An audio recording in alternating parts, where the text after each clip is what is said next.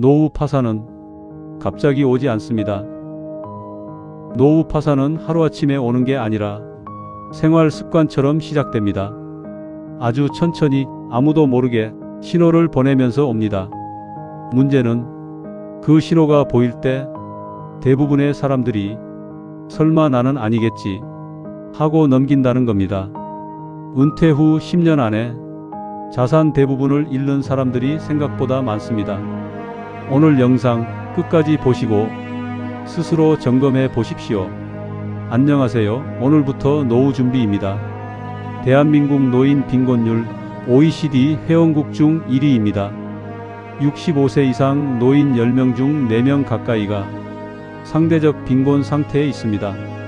그런데 이분들이 처음부터 가난했을까요? 아닙니다. 대부분 평범하게 직장 다니고 집도 있었고 퇴직금도 받았습니다. 그런데 어느 순간 통장이 바닥을 드러냈습니다. 왜 그렇게 됐을까요? 그 과정에는 반드시 공통적인 신호들이 있었습니다. 오늘은 그 신호 5가지를 재무적 신호와 행동적 신호를 섞어서 말씀드리겠습니다. 지금 내가 몇 개나 해당되는지 솔직하게 체크해 보십시오.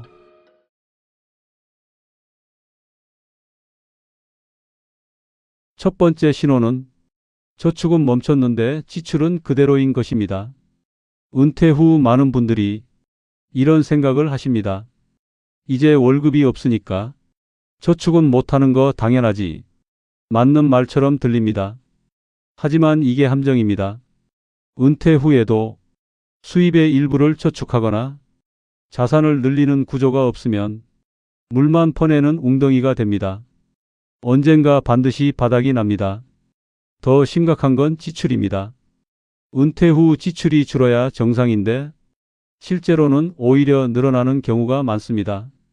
은퇴 초반 보상 심리로 여행, 외식, 취미에 돈이 나가고 자식 결혼, 손주 용돈까지 더해지면 5년 안에 자산의 40%가 소리 없이 사라집니다. 지금 당신의 통장에서 매달 나가는 돈이 들어오는 돈보다 많습니까? 그게 첫 번째 신호입니다. 두 번째 신호는 자식에게 경제적으로 기대기 시작하는 것입니다. 처음에는 작게 시작합니다. 이번 달 병원비가 좀 많이 나와서 에어컨이 고장났는데 나 좀 도와줄 수 있어?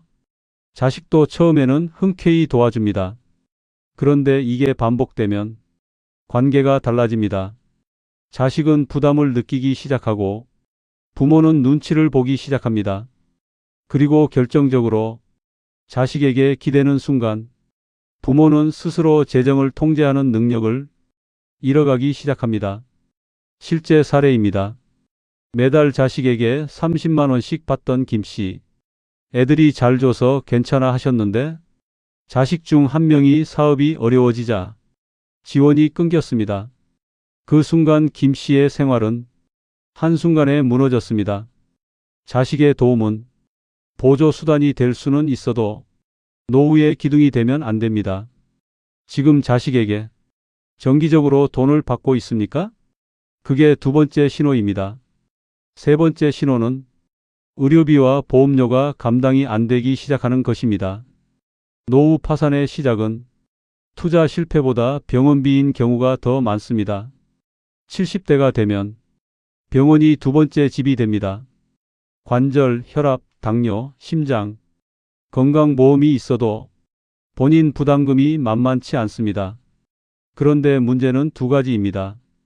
첫째, 정작 필요한 보험이 없습니다.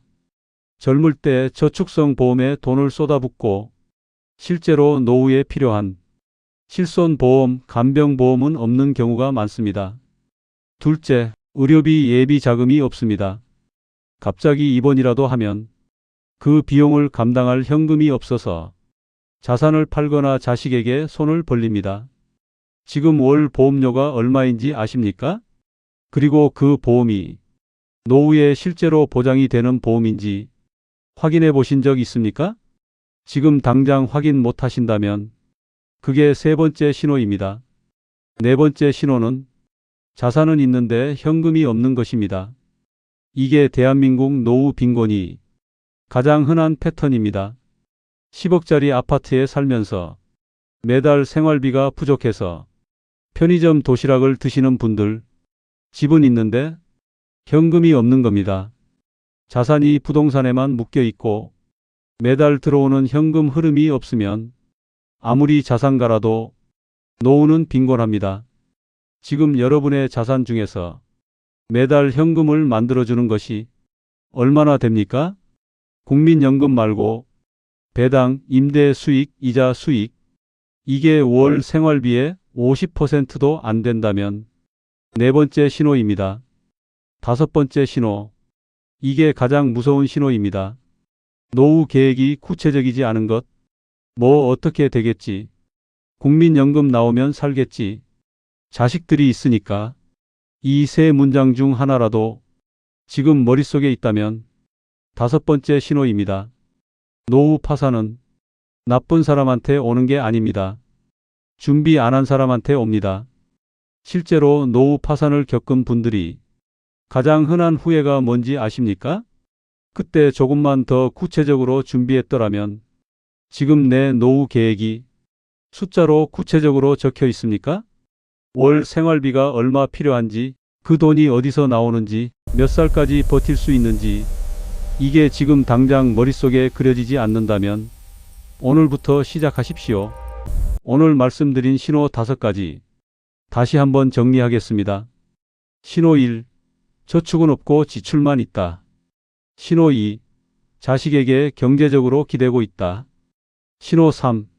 보험과 의료비가 감당이 안 된다. 신호 4.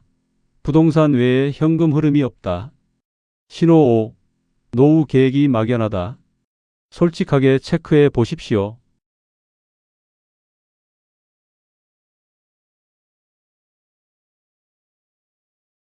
댓글로 몇 개 해당되시는지 솔직하게 남겨주세요. 여러분의 댓글이 다음 영상 주제를 결정합니다. 노후 파산은 갑자기 오지 않습니다. 하지만 준비도 갑자기 되지 않습니다. 오늘 5가지 신호 중 하나라도 해당되셨다면 지금 이 순간이 바로잡을 수 있는 마지막 기회일 수 있습니다. 다행인 건 이 신호는 끝의 신호가 아니라 바꿔야 할 때의 신호라는 겁니다.